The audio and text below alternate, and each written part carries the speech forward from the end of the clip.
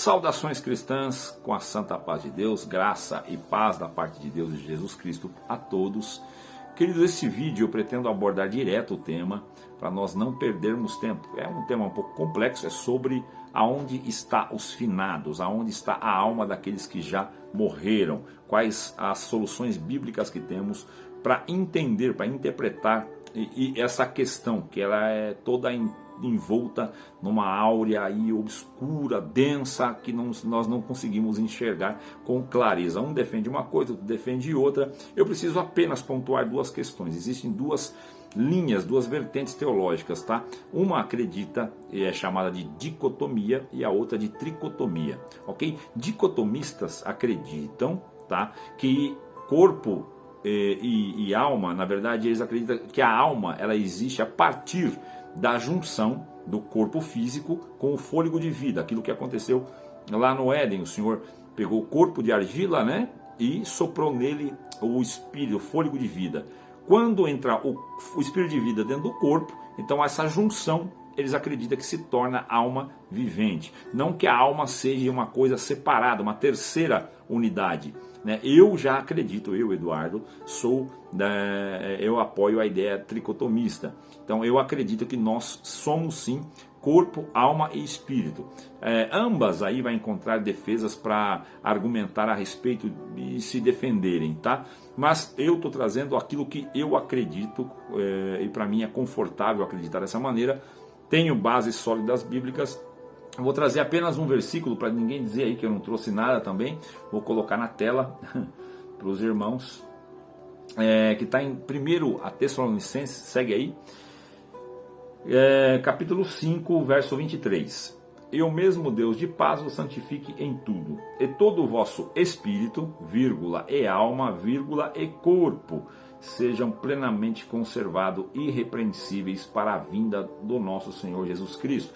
Bom, eu trouxe esse versículo, irmão, mas tem outros, tem vários outros, tá? Divisão da alma e do espírito, ou seja, tem bastante informação para defender a tricotomia, tá? Que nós somos corpo, alma e espírito. Mas também eu respeito os dicotomistas e que defendem, tem vários argumentos para se defenderem, mas eu quero deixar claro que a minha argumentação aqui é a partir da ideia tricotomista, crendo que eu sou corpo, alma e espírito. Então todo o meu raciocínio e linha de raciocínio, que eu vou chegar até o fim do vídeo, e eu peço gentilmente que você fique comigo até o final, porque senão não vai entender a conclusão da linha de raciocínio, é baseada na ideia de que somos corpo, alma e espírito. Bom, primeiro ponto é que o corpo torna o pó, né? Do pó veio, ao pó retornará.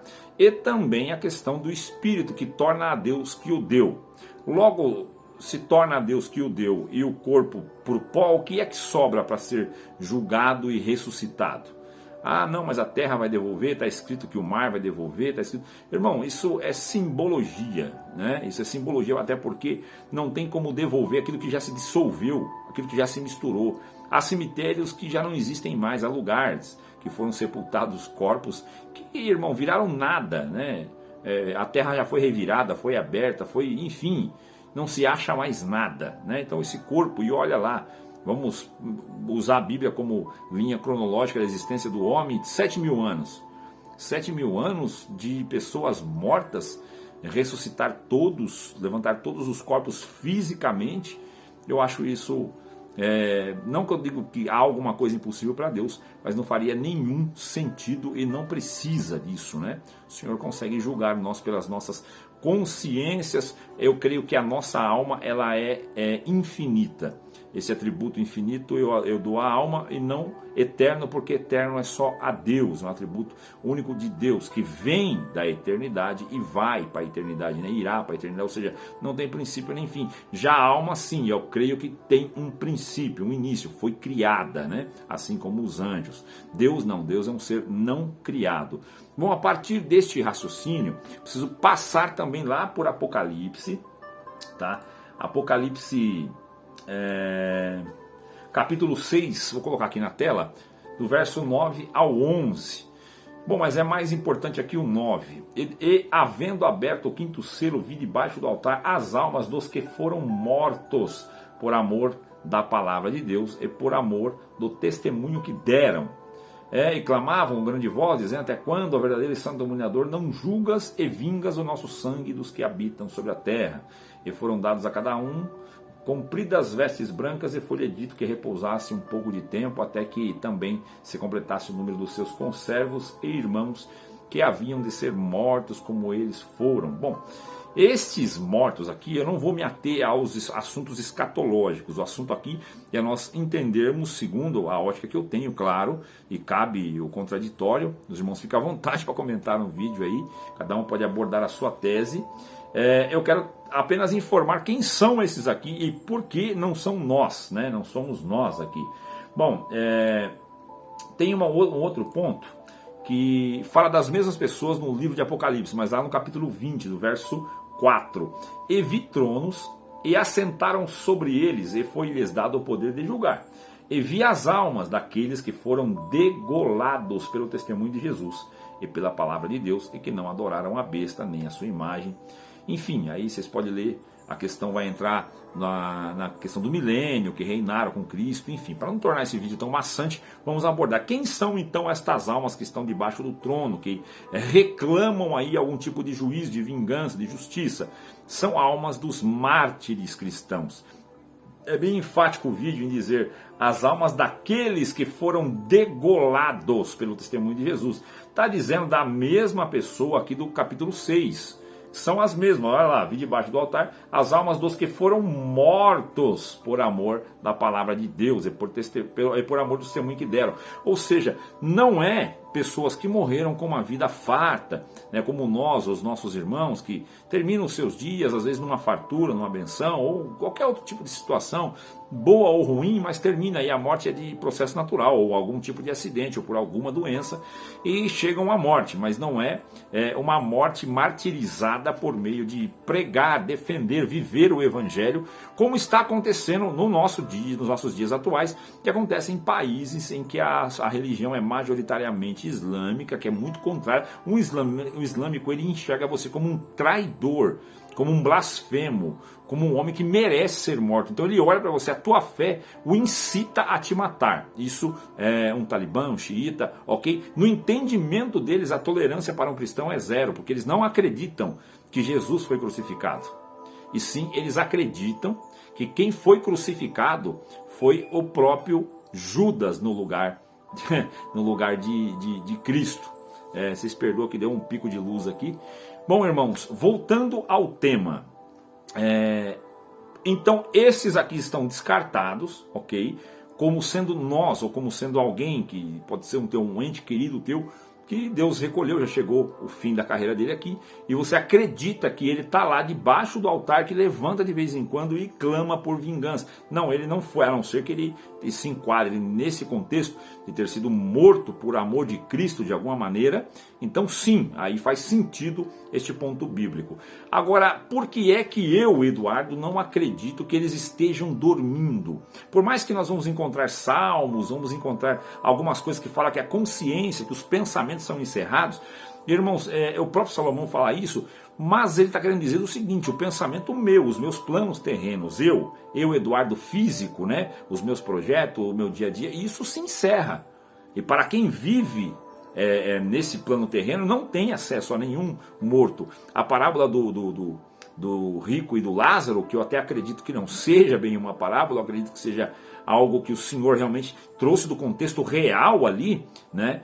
É muito claro que não há comunicação, né? Então, os dois estão conscientes ali, tanto o Lázaro quanto o rico, os dois estão conscientes, um desfrutando, irmãos, do paraíso, e o outro desfrutando do tormento. Ok? Bom, o que eu quero dizer com isso? Lá na cruz o Senhor falou para o ladrão: ainda hoje estarás comigo no paraíso. Este hoje, ele abarca a ideia de tempo. Tempo, segundo Deus, vamos lá, irmão, trazer aqui um ponto. Eclesiastes capítulo 3, versículo 15 na tela para os irmãos. Está escrito assim, ó: o que é, já foi, e o que há de ser, também já foi, e Deus pede conta do que passou. Qual é a análise crítica que Salomão está fazendo em cima deste verso? Ele está vendo que Deus é um ser atemporal, e que o tempo existe para tudo que é finito. Então faz sentido para nós que nascemos, temos começo, meio e fim, o tempo. O tempo faz sentido, ainda que nós não temos acesso ao passado e nem acesso ao futuro, nós vivemos única e exclusivamente o presente, o momento, né? Eu não consigo retroceder um segundo para trás, né, para não tornar muito grande, mas veja bem, é um ativo que nós não conseguimos recuperar, é o tempo. Você perdeu um minuto, é um minuto perdido para sempre, você nunca mais vai recuperar esse minuto. Ou seja, é só ida, é só o momento. E o que é que Salomão está dizendo aqui?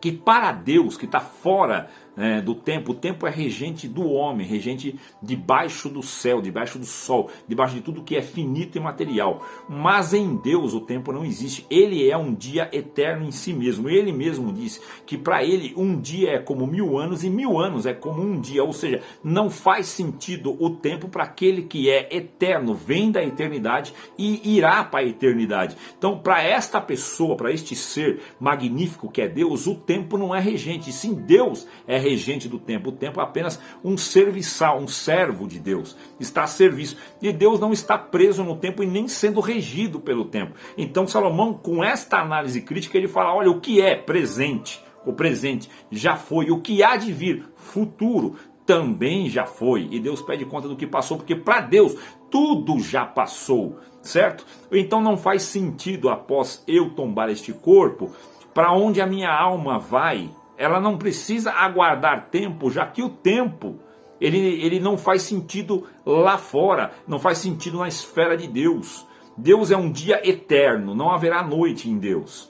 Nós vamos viver um dia eterno, o tempo não vai mais existir, ele não vai mais passar, vai ser algo eterno. Isso não dá para ser concebido na nossa mente, mas é algo muito complexo de se dizer. Então eu, Eduardo, eu não acredito que nós estejamos deitados, dormindo, inconscientes e inertes em algum lugar, os nossos entes queridos, nossos irmãos.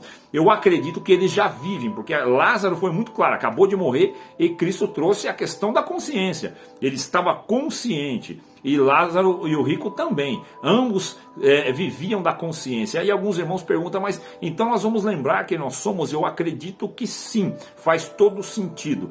Mas veja bem se você consegue me acompanhar nesta linha de raciocínio. Quando você passa por algum tempo, uma tormenta, uma dificuldade, uma enfermidade, qualquer momento difícil, mas muito difícil da sua vida, e depois desse momento vem um tempo de alegria, de prosperidade, de paz, ou seja, você aqui nesse estágio de paz, de alegria, de bonança, você tem a tua consciência, lembrança dos dias maus, mas você não os vive mais e não faz mais sentido e não te representa e não te afeta, porque agora você vive algo muito melhor. E estou falando de níveis humanos, né? De níveis dentro da nossa realidade. Agora, o que vai ser tá reservado, está escrito que não subiu na mente e não desceu no coração. É impossível eu e você como homem conceber o que nos espera, aqueles que amam a Cristo e os que Deus nos ama, né? Ou seja, este amor mútuo, essa reciprocidade pelo favor de Cristo, não dá para nós conceber na nossa mente o que nos espera. É muito sublime, superior e muito alto. Então, se nessa primeira comparação que eu disse de alguém que sofria muito, depois está numa benção, ele já não lembra, não fica vivendo as lembranças, não fica remoendo as lembranças, porque a alegria preenche ele, e ele quer viver aquele momento de alegria e não quer que aquilo acabe. Agora você imagine nos céus o tamanho do gozo, o tamanho da alegria, o prazer, se um pouco que sentimos a presença de Deus, sendo visitados por ela, um abraço que Deus nos dá, uma linguagem que Deus nos toma, uma visitação, já é doce que você não quer se desligar, é algo inefável, só quem sentiu e não consegue explicar o que sente, de tão fora de base que é, você não tem uma referência de como explicar o que é sentir Deus, é muito superior a qualquer sentimento ou sensação. Então presta bem atenção, estando lá nós teremos toda a consciência, mas será apenas uma referência, sabemos de onde viemos e o que Cristo fez, e agora a nossa realidade foi estabelecida de forma perpétua em Cristo, porque Ele é eterno e nos fez eternos junto a Ele também, e co-herdeiros da herança que Ele recebeu. Agora nós desfrutaremos eternamente. O eterno não tem fim, o eterno não perece, o eterno não cansa. Não vai ser um coral de voz todo mundo de branquinho com a auréola na cabeça dizendo glória, glória, aleluia. Não é isso, querido, é algo muito inefável, é coisas que nós não podemos mensurar ou nem conceber na nossa mente pequena, ok? O vídeo se estendeu um pouco e eu gostaria de dizer, eu acredito que quem terminou esses dias, ele já sofre, porque para mim e para você, o tempo faz sentido, nós vivemos dentro do tempo, então isso regulamenta e rege, normatiza toda a nossa vida, faz todo sentido, e essa mente ela não tem referência fora do tempo, então é difícil de conceber a ideia, mas como em Deus não há tempo, então o tempo lá também não faz sentido, se ele não tem, o tempo não passa para ele, por que aguarda? Então, mas está esperando nós, mas o daqui não rege o de lá. Você entendeu? As coisas materiais são só as sombras das espirituais. Toda esta beleza, essa grandeza, todos os critérios que temos, são sombras minúsculas, ou seja, é algo abstrato, sem sentido. É apenas a silhueta do que tem lá, né? O que tem lá é muito excelente, muito superior. Então, no meu entendimento, para a conclusão do vídeo, você que chegou comigo até agora, é que assim que passa, aqueles que estão em Cristo, lá em Estevão você vê, lá em 6 de Atos, 7 de Atos, quando Estevão tombou, está escrito que ele adormeceu. Ele falou para os que estavam ali sobre Lázaro, Lázaro não está morto, dorme. Por quê? Porque a morte é um estado da ausência total de Deus. A morte não é um espírito, não é um ser. Existe o ceifador. Deus pode enviar um anjo, pode preparar alguma coisa para te matar. Até um câncer, uma enfermidade, um acidente pode ser um ceifador. Mas não há um espírito da morte, entendeu? Que rege o império da morte. Esta ideia é uma ideia que não tem base. A morte é a ausência total de Deus, ok? Então eu acredito que aqueles que terminam os seus dias em Cristo, eles apenas dormem. Foi o que está escrito lá sobre o próprio Estevão. Ele dormiu, adormeceu. Então nós não morremos, nós saltamos para a vida eterna. E não há nenhuma informação bíblica que diga que nós estamos num outro lugar aguardando. Existe um terceiro lugar que fica aguardando, depois vai ou para o céu, para o paraíso, para a eternidade, como alguns separam, o paraíso é uma coisa, a eternidade, o céu é outro, o reino é outro, fazem um monte de separação. Bom, tudo bem, eu não vou entrar em termos escatológicos, ok? Mas o que eu acredito é isso, terminou os seus dias aqui em Cristo, você já vai para o gozo, porque o tempo lá não faz sentido. Então, se eu estou vivendo aqui mais 50 anos, mais 30, nasce o meu filho, né, vive mais 80 anos, isto é aqui. O Senhor deixou bem claro, um dia é como 1000 anos, e 1000 anos é como um dia. Ou seja, é uma passada rápida, é chamado de conto ligeiro. E a minha vida que pode viver 80, 90, 70, 60, ou seja, ou 100 anos, está escrito que é um vapor que desvanece. Somos como a erva que ao amanhecer nasce, ao meio-dia cresce, à tarde murcha, é ceifado. É um conto ligeiro. Isso é para mim é anos, são décadas, para Deus são segundos. Porque se ele disse que 1000 anos é um dia, você imagina então algumas décadas, irmãos. Que 1000 anos são 10 séculos, e para ele é como um dia. Se então 80 anos, 50 anos não é nada. Então foi o que ele falou aqui, o que é, já foi, o que há de vir também já foi. Ou seja, fora desse contexto humano e terreno, o tempo não tem mais nenhuma força, nenhum poder. E Deus é um ser atemporal. Sendo assim, eu acredito que no tombar do nosso corpo, nós saltamos para a vida eterna. É isso que Lázaro viveu, segundo o próprio Cristo, que é o meu e o teu mestre. Ele teve a sua porção guardada para a vida, e o rico teve então ali a sua porção guardada para a segunda morte, né, que é a morte eterna, é a ausência total e entrega ao tormento, aonde será lançado a besta, ou Satanás, enfim, todos aqueles que não forem achados o seu nome no livro da vida. Ficará no ardente lago de fogo que não cessa, onde o bicho não morre.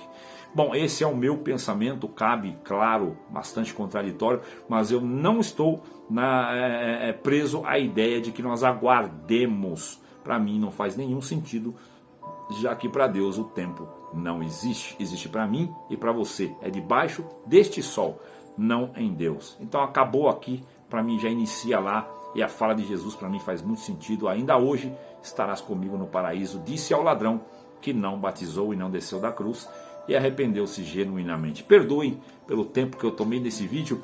O vídeo se estendeu, talvez alguém diga, ficou complexo demais. Deixa aí os comentários abaixo que talvez eu faça uma segunda parte tratando só de um assunto ou só de outro, ou traga um segundo amigo aí para fazer uma pequena live e abordar os temas para enriquecer ainda mais este assunto que é tão complexo. Eu não tinha a presunção de solucionar esse tema, apenas trazer mais alguns argumentos para as cabeças pensantes criarem os seus próprios caminhos. Deus abençoe, saudações finais e até o próximo vídeo.